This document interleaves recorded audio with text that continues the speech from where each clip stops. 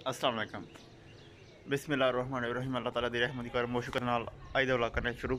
तो मन पूरी मेरी तुसें ठीक हो अल्लाह तुहानू खुश रखे, दुख तकलीफां दूर रखे, तो जी इस टाइम बीमारी फैली अल्लाह तुहानू महफूज रखे।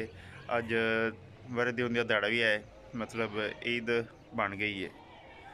तो मैं राती केह् दस्सेआ हा साढ़े ईद बन जानी है, तो कोई मसला नहीं। अच्छा तुहानू सारेआं नू पैह्लां ईद मुबारक। साढ़े त्यार होना है तो अद्धा घंटा तकरीबन अद्धा घंटा के 45 मिनट रह गए ने ईद पढ़ीने च। तो मैं भला जेह्ड़ा ड्रैस है और चेंज कर लां, पैह्लां न्हाना है फिर ड्रैस चेंज करां दे ते हून नहा के फिर मिलने आं। ते फिर तुहानू नाल खड़ने मस्जिद च, ते उस वेले ताईं इजाजत दिओ। एड्रैस्ड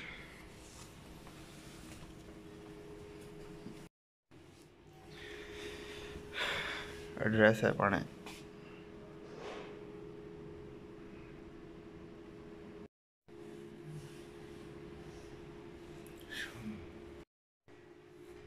एकदम रेडी, एकदम से कह लो, एकदम से कह लो, एक ही बात है।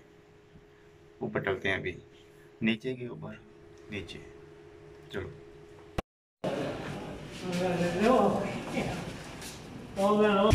अच्छे ना मुसाफर असी दी सच्ची दुकाना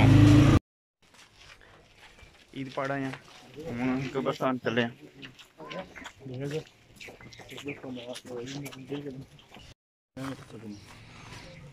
दादा जान की कबर है,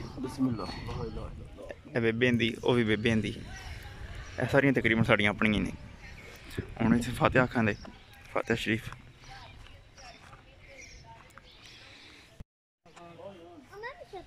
वेखिया जी कब्रस्तान बंदे मतलब ईद पढ़ के कब्रस्तान आ रहे हैं। तो मतलब ये वो बंदे ने जेह्ड़े मतलब कहते हैं साढ़े कोई बंदा आवे दुआ मंगण वास्ते।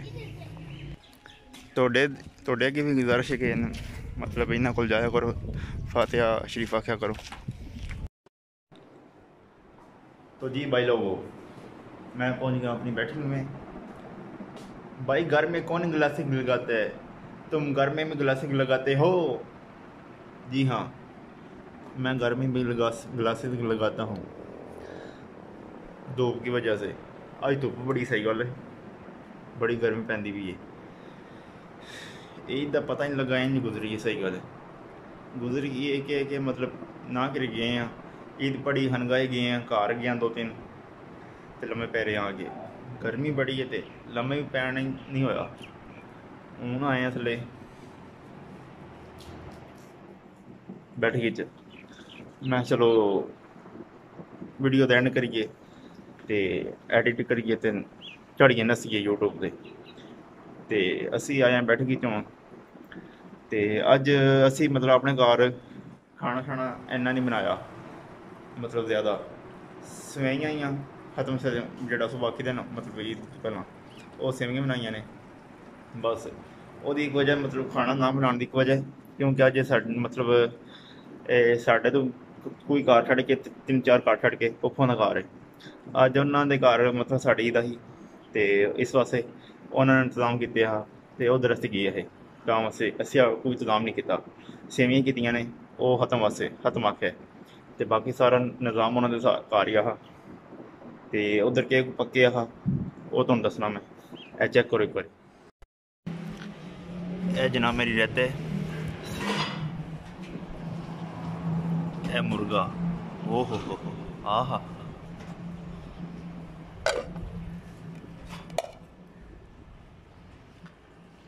चना चना चाट,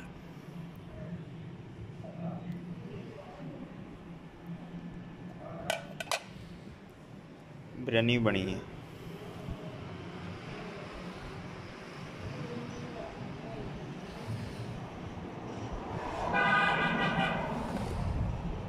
मुर्गा जोड़ा ने एंड सही गल एंड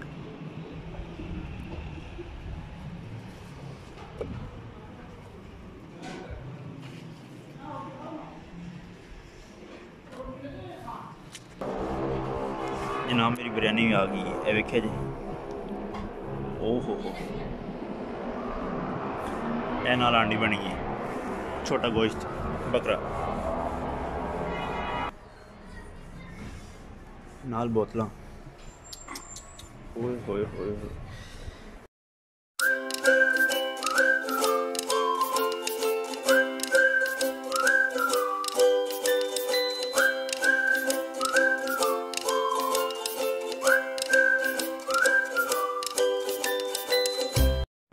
चेक कर लिया जी।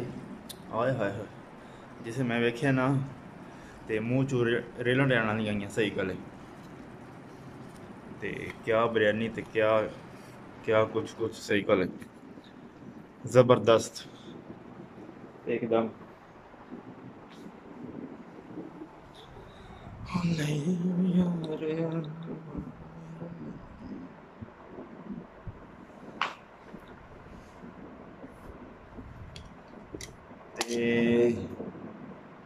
मतलब रोटी तो तुहानूं पता लग गया ईद का नगाई गई। ईद पढ़ी है, 2-3 घर जेड़े मतलब साड़ी गली च आए उन्होंने ईद मुबारक आखी है। तो बाकी खाना छाना हूँ जी उधर खादा उधरों। तो इंज ईद हूँ वो ईद नहीं रही यार, जी अज तो मतलब 8 साल 10 साल पहले होंदी ही। तो बड़िया रौनक उस वेले होंदियां। अज असीं ईद पढ़ के आए हैं, मतलब मैं ते चाचे दी जिसे आए न घर, वो आई पुरानी गल्लां छिड़ी गई। पुराने जमाने च अम्मी दसदे पे जिस ईद होंदी ना, हूँ तो हर रोज़ खाने पकते हैं, ईद कोई वखरा नहीं पकता। तो हर रोज़ जो बंदा फरमैश करे वो खाना पक जाता है, पीज़ा खाने असीं सारा कुछ खाने, ठीक है। तो ईद तो होंदी गरीब दी। तो अच्छा पहले अमीर कहते ईद जो आती है ना, पहला पिंड विच टैंपू तो आती ही खंड चीनी चीनी आती ट्रक, वो लान करते चीनी लै जाओ। अमीर कहते असीं लैन जाते हैं तो किलो डेढ़ लियाते हैं, उस वे नहीं लियाते हैं। कहते वो चीनी को असीं 6 महीने संभाल के रखते हैं। वाह ईद आवे दी, ईद के सेवियां पकावांगे, दुध पाक खावांगे। मतलब उस वे ईद की इन्नी खुशी है, मतलब खंड इन्नी आम नहीं आई, गुड़ जिहा है, चीनी इन्नी आम नहीं आई। वो दारे विच जिन पिंड का दारा कहते हैं ना, जिथे फैसला शैसला होंदा है, मतलब सारे बह के इकट्ठे करते हैं, जिन्हों मतलब जोड़े पिंड के सियाने बंदे होंदे उत्थे बहिंदे ने दारा। उत्थे हर चीज़ कोई पिंड का डॉक्टर शाक्टर आना हो, कोई भी होना बंदा आना हो ना, तो उत्थे दारे च आंदा हा। तो खंड भी कहते दारे च आंदी ही, वो ऐलान करते हैं जिन्हें जिन्हें खंड लैनी आ जाओ। तो कहते असीं लैन जाते हैं।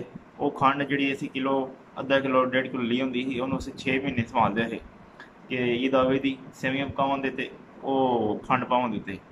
तो पहला बंदे कहते हैं अमीर कहते हैं भाई ईद होंदी ही, मावां ने हुण तो फ्रिज आए ना, तो फ्रिजां विच भी एक चीज़ पी रहे ना, तो घंटा सारा फ्रिज बंद रहे, वो चीज़ बेकार हो जाती है। तो वे पुराने जमाने कहते हैं बंदे खाने बना के ना, ये टोकरे नहीं होंगे तूतां दी चमकां जिहड़ियां होंदियां, ये टोकरे होंदे ने, तो जिहदे पट्ठे पांदे ने बंदे मझां नूं, टोकरी भी कहते टोकरा भी कहते जी चीज़ां बना के ना खाने खाने वो थल्ले रख के उत्ते टोकरा दे छड़दे हे। कोई मतलब जो परिंदे छिंदे उन्होंने खाना सड़े बिल्ली छिली वो बचाने वास्ते, तो वो चीज़ खराब भी नहीं होंदी ही। इन्ना ओरिजिनल काम हा उस वेले। तो हुण वेख लो पैसा आ गया, सुकून खत्म। एक बंदे ने जाना लाहौर एक काम, उन्हें रात को वापस आना ही आना, वो दूजे ध्याड़े फिर टुर जाएगा, पर रात नहीं रह लिया। यह दिमाग तुसीं वेख लियो अपने घर। तो हर बंदे की मजबूरी घर, तो हूँ वो इदां जिहड़ियां, तो असीं भी वेख लो 3-4 बंदे हैं मतलब जने उई तो वाह माशाअल्लाह बंदे हैं, बल्लो यूरोपां टुर गए ने, सारे बाहर टुर गए ने, तो 3-4 बंदे रह गए हैं। वो बंदा किधर किधर जाए फिर हूँ। तो बड़ी हूँ तकरीबन अफरा तफरी मची, सही गल है।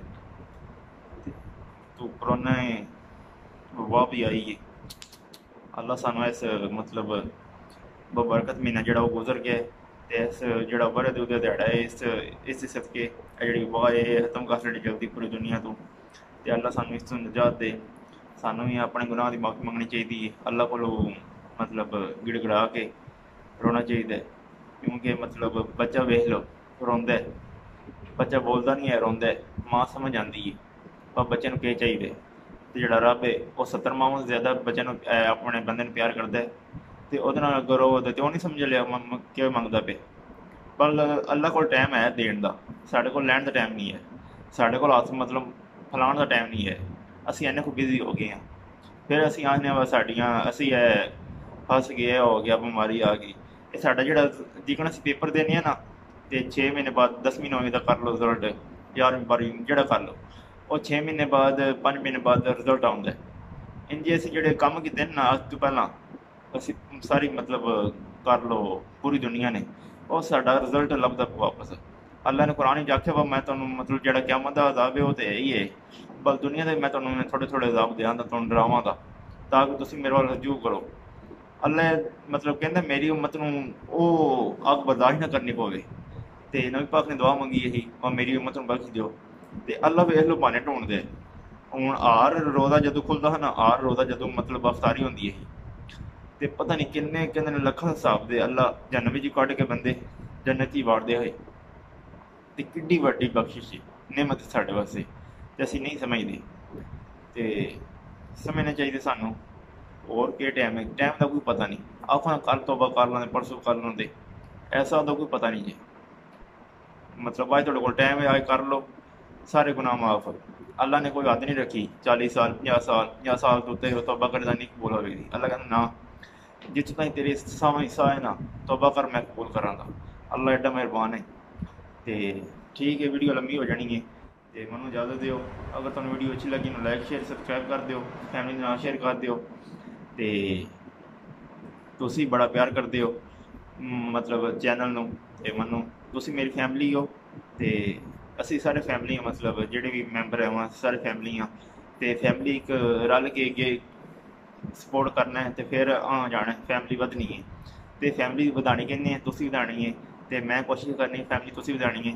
ਅਤੇ ਚੈਨਲ ਨੂੰ ਅੱਗੇ ਸਪੋਰਟ ਕਰਦੇ ਕਰੋ, ਫੈਮਿਲੀ ਨਾਲ ਸ਼ੇਅਰ ਕਰਦੇ ਕਰੋ, ਅਤੇ ਇਜਾਜ਼ਤ ਦਿਓ। ਫਿਰ ਮਿਲਾਂਗੇ ਇੱਕ ਨਵੇਂ ਵੀਡੀਓ ਦੇ ਨਾਲ। तब तक इजाज़त दियो। अल्लाह हाफिज़।